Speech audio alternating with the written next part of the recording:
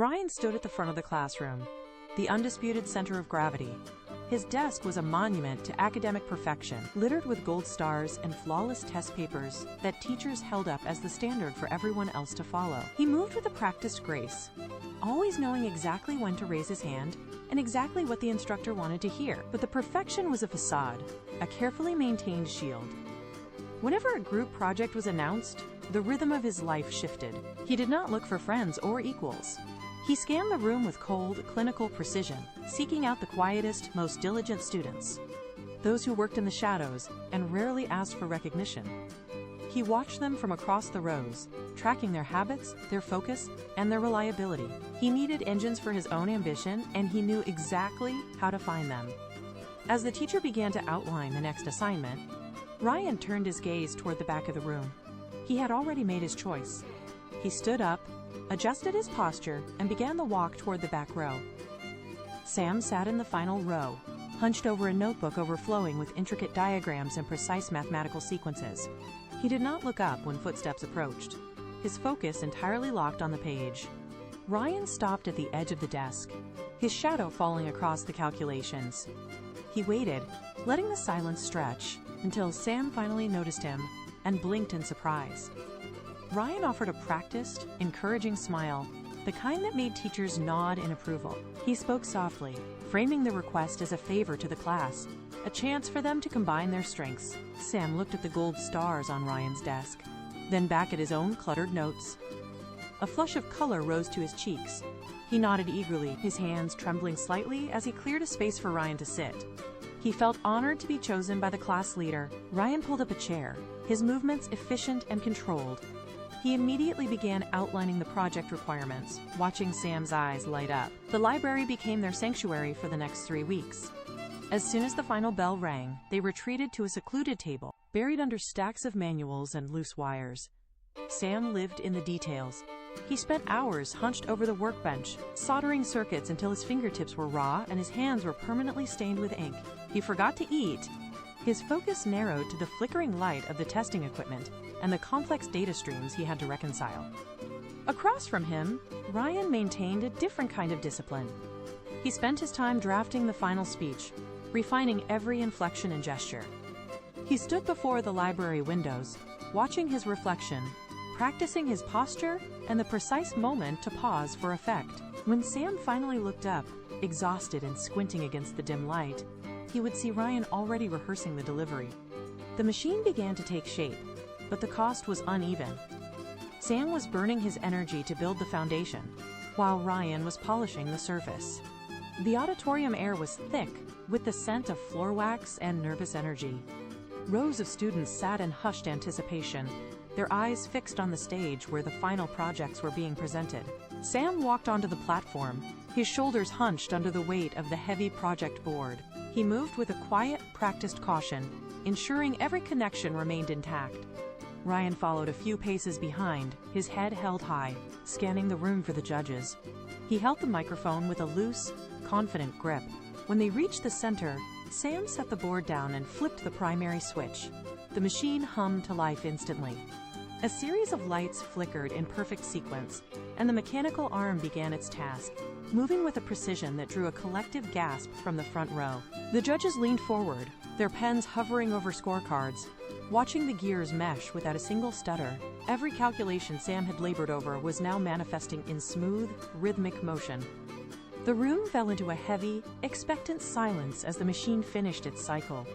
The judges exchanged brief, impressed nods, their focus narrowing entirely on the duo. The competition was nearing its end, and the weight of the impending announcement pressed down on the stage, vibrating through the floorboards. The judges stepped forward, their voices booming through the hall as they declared the winners. Applause crashed over the stage like a wave.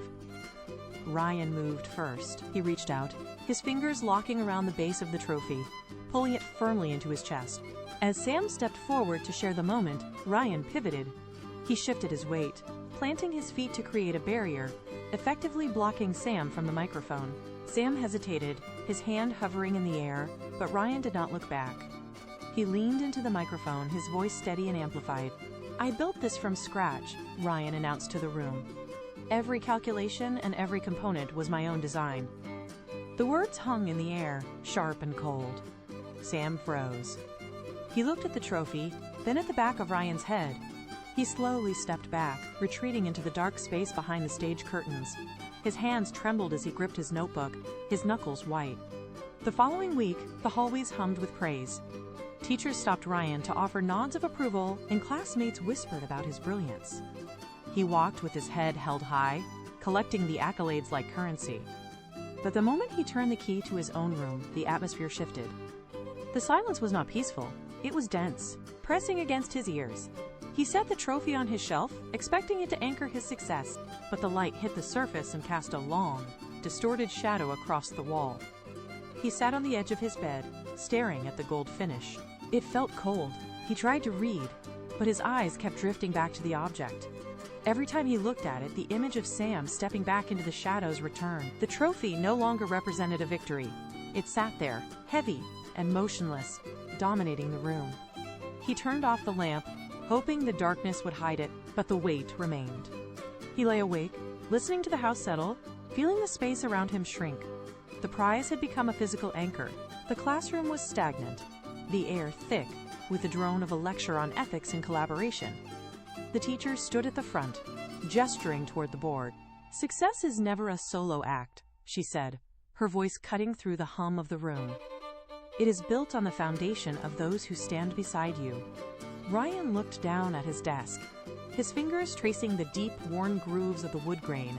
The words triggered a sudden, sharp memory. He was back in the library, the scent of ozone and burnt wires hanging in the air. He saw Sam, hunched over a circuit board, his face illuminated by the glow of a soldering iron. He remembered the way Sam had patiently explained the complex equations, his ink-stained fingers moving across the page to map out the logic Ryan could not grasp. The image was vivid, precise, and impossible to ignore.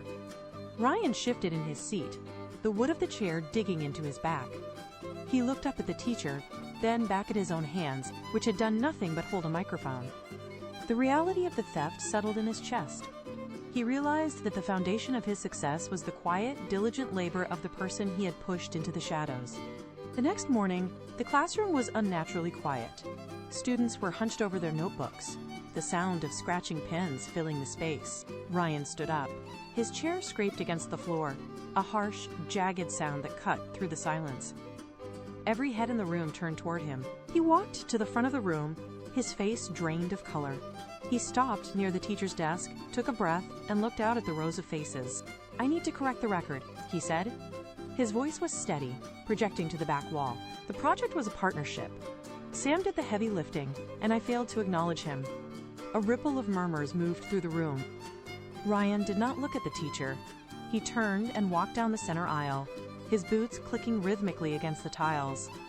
He stopped when he reached the back row. He stood directly in front of Sam, who sat frozen, his pen hovering over his paper. Ryan looked down at him.